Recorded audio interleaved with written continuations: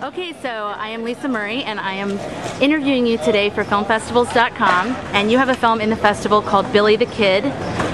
What was your inspiration for, I mean, it sounds like he's a very interesting boy, but how did you come across him? And I'm a casting director, and I was casting a narrative film, and I brought all the actors from New York, and we were looking for some local flavor for extras, and I'd gotten access to a high school and went there every day and kind of spent time in the lunchroom just observing. And after spending time in the lunchroom kind of observing the different kids, I realized that the isolation and the segregation of cliques was still so prevalent today as it was when I was there. And I just you know, when I was young, I couldn't go up to these kids and ask them, like, what's your problem? Like, you know, why don't you mingle with people that are different than you? But now as an adult, you have the confidence to be like, wanting to understand why kids, you know, kind of stick with people that are like them rather than explore the curiosity of people that are different.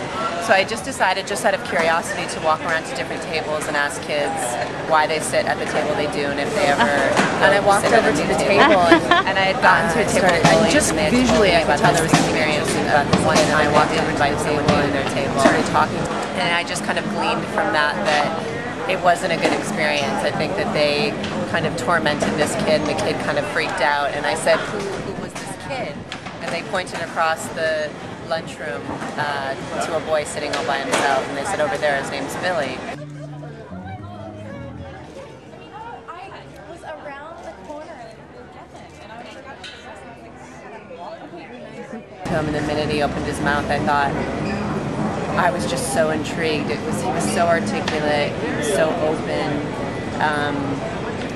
and there was it was a mixed feeling of like, oh God, you're so fascinating, and like, what's wrong with you? How are you in this school? Because he was so different than everyone else. And so my first kind of inclination was, I want to find out what's wrong with this kid. And I started asking people, and people were like, oh, he's weird, he's a freak, he's dangerous.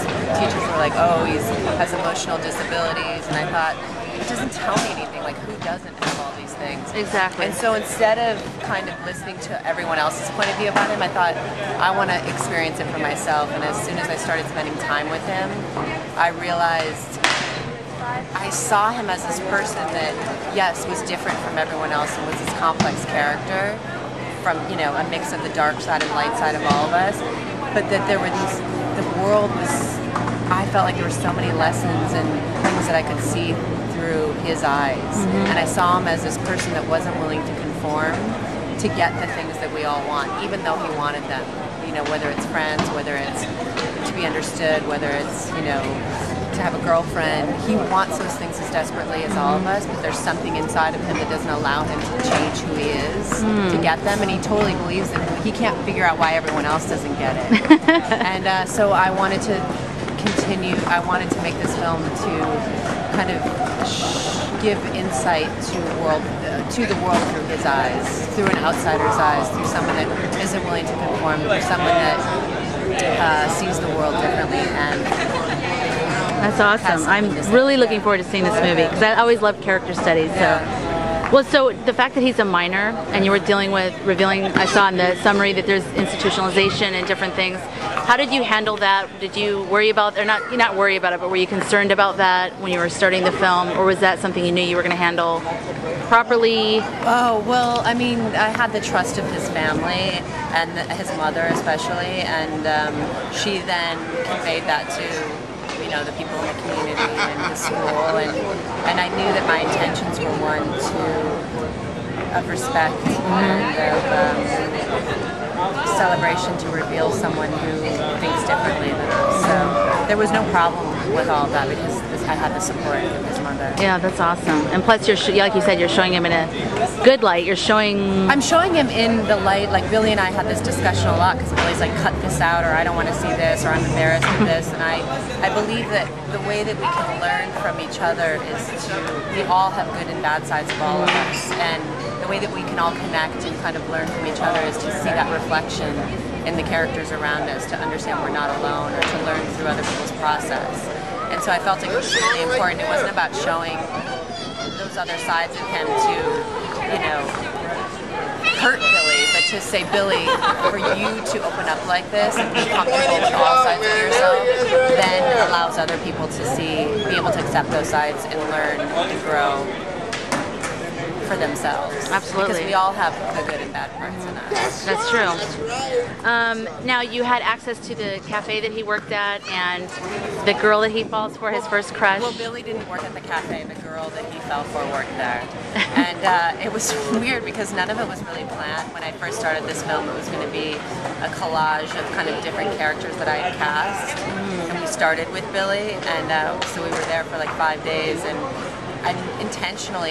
initially I'd set up all these things that I wanted to do with him, and then when I got there it was like, I just had to be able to listen and create a safe environment to really support Billy's journey rather than controlling what he was doing.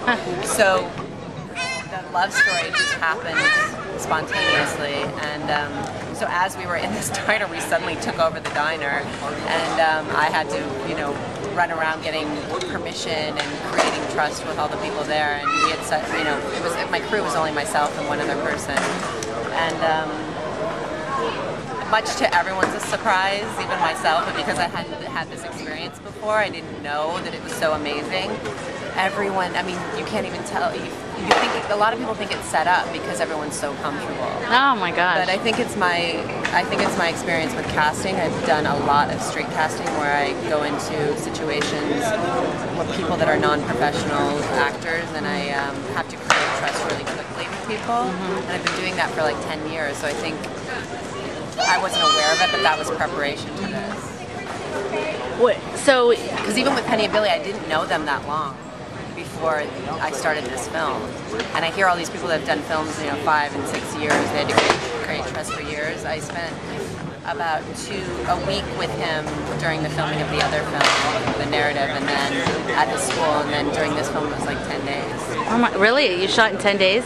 Well, like 8 days, but oh my god! How much footage did you, like hour-wise? 55 hours. Yeah. Wow. When you see Billy's very articulate and he has a lot to say, so that was the hardest part because everything was a gem, because he just loves to talk.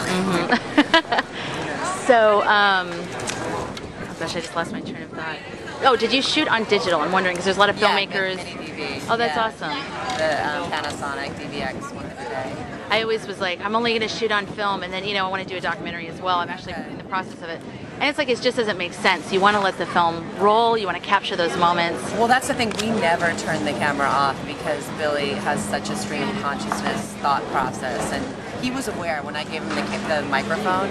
I said to him, I'm giving you this microphone, this is going to be on all the time. So he was aware of it, so it wasn't like we were trying to sneak things on. So even when we weren't filming, we would leave the camera on because I wanted the story to be from his point of view, and so he tells the whole story, so I wanted to have as much dialogue from him as possible. Oh my god, I'm so looking forward to this, I'm telling you. And then how did you know this was a film and not something that you had pitched like as a or you know what I mean, some other kind of thing? When the love story happened, it was all over. I felt like I had never seen in a narrative film first time love unfold like this. And writers, you couldn't write the way that this happens. It's so original. And even, I get a lot of comments from distributors and studios and stuff that think that, it's scripted because it's just so genius.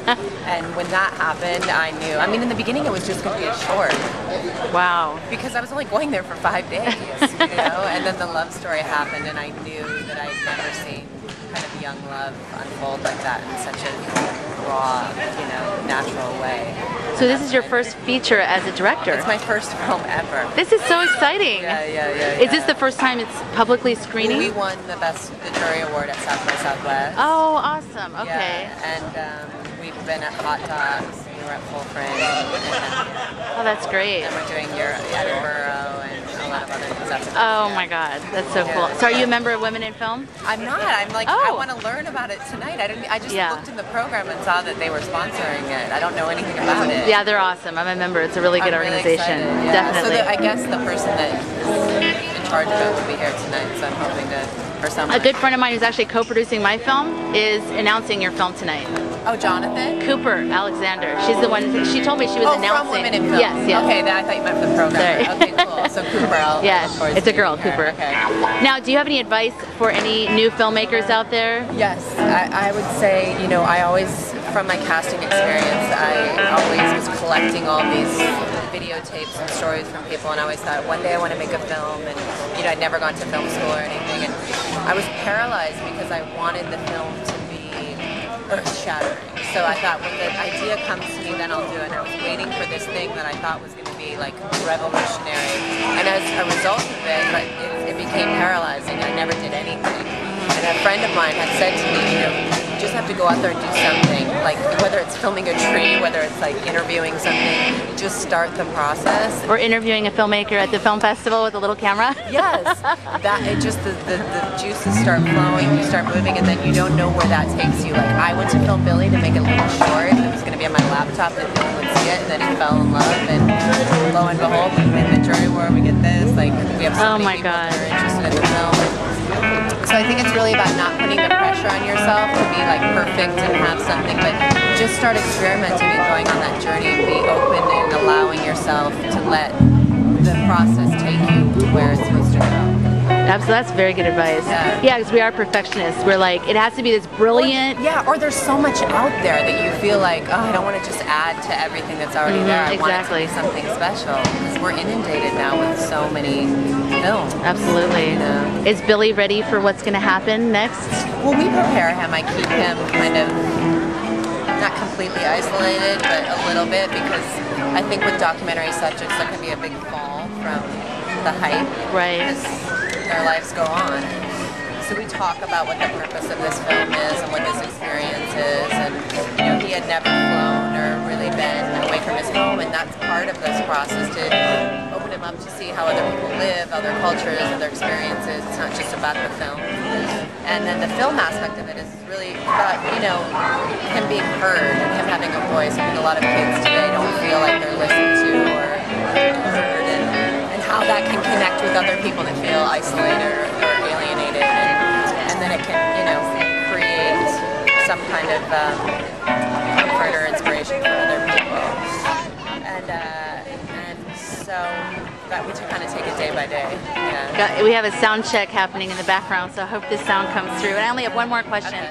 My film is called, it's a documentary called I Have Dreams, Damn It, and I'm following different people who have a dream and they're manifesting it.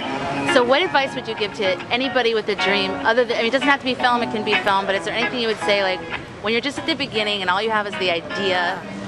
That's what I live on, that's what I vibe on. I mean, I started my casting company with this. Passion is everything, and it's like, you can't listen, you have to create your own reality, and it's like, I feel like, as long as you're clear on what your intentions are, and as long as you believe you believe in what you're doing, you need to attract those people around you that can make it happen, and you can't give up, and you can't listen to people that say that that it's not possible, and you have to put yourself in situations and take risks that maybe are uncomfortable, but I always believe in creating the environment around you. So whatever it is, you already need to believe that it's possible for you, or that you're already living that, and then have that be reflected in your life.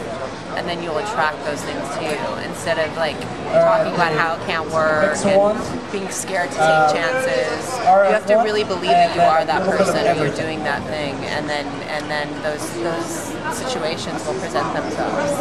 Wow. Yeah. Well, I think this is the beginning of a very good career. I think there's going to be a lot more coming from you, definitely. Thank you so much for talking with me. You're welcome, and congratulations. I can't wait to Thank you.